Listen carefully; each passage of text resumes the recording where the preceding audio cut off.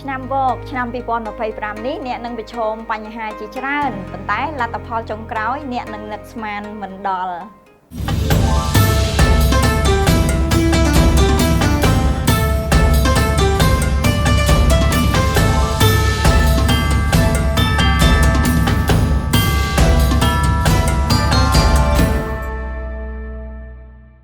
សម្រាប់ឆ្នាំវកឆ្នាំ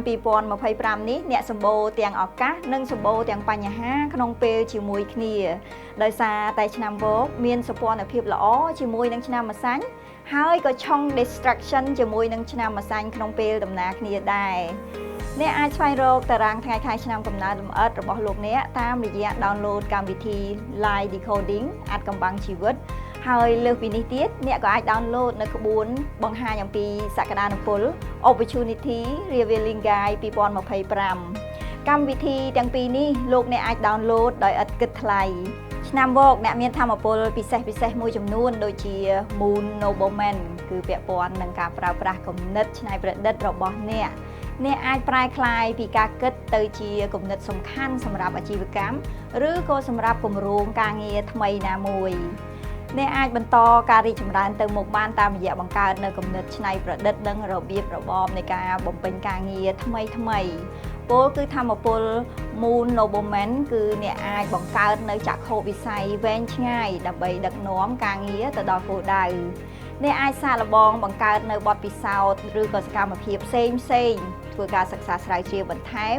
នៅទីកន្លែងដែលមានបរិយាកាសថ្មីដើម្បីជំរុញឲ្យមានការគិតកាន់តែមានភាពច្នៃប្រឌិតរីឯថាមពលពិសេសមួយទៀតនោះគឺ Five Prosperity គឺជាថាមពលមួយដែលពាក់ព័ន្ធទៅនឹងការទទួលបាននៅប្រាក់ចំណូលច្រើនប្រភព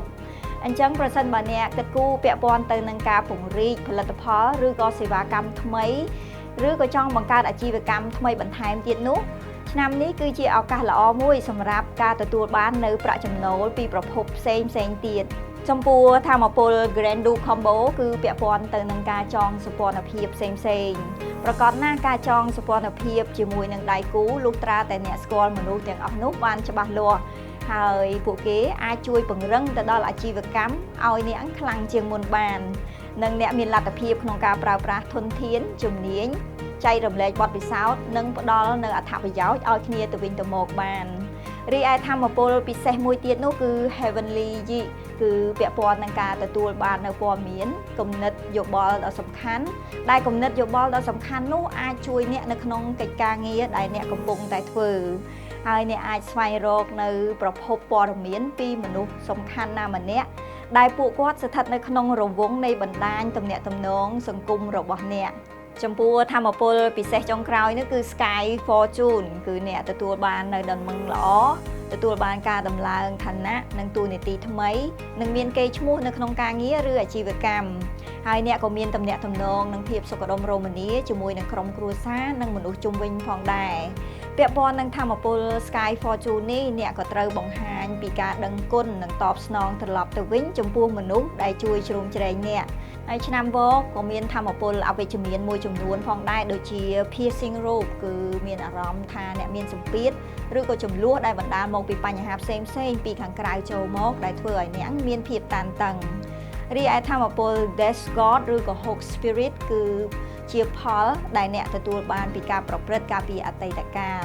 អញ្ចឹងផលដែលអ្នកទទួលបានអាចជាវិជ្ជមានឬក៏អវិជ្ជមានវាអាស្រ័យទៅលើការប្រព្រឹត្តរបស់អ្នកកាលពីអតីតកាលមកអញ្ចឹងកុំភ្លេចសាបព្រោះនៅអំពើល្អឲ្យបានច្រើនដើម្បីអ្នកមានឱកាសទទួលបានផលល្អត្រឡប់មកវិញចំពោះថាមពល Solitary Star គឺជាអារម្មណ៍ឯកាដែលអ្នកមានអារម្មណ៍ថាចង់កាត់បន្ថយពីការទំនាក់ទំនងនៅសង្គមខាងក្រៅឬក៏ចង់សម្រេចបាននូវភារកិច្ចណាមួយតែម្នាក់ឯង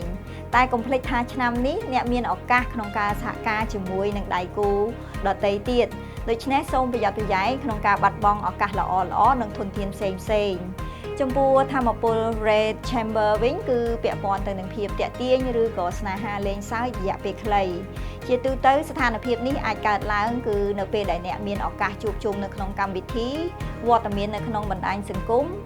នៅពេលដែលអ្នកកំពុងតែធ្វើដំណើរឬនៅក្នុងដំណាក់កាលជីវិតរបស់អ្នកកំពុងតែមានការផ្លាស់ប្ដូរចំពោះថាមពល Officer Charm គឺពាក់ព័ន្ធទៅនឹងចំនួនឬបញ្ហាពាក់ព័ន្ធទៅនឹងផ្លូវច្បាប់ព្រោះអ្នកក៏មានធម្មពលមួយទៀត Great Assembly គឺពាក់ព័ន្ធទៅនឹងបញ្ហា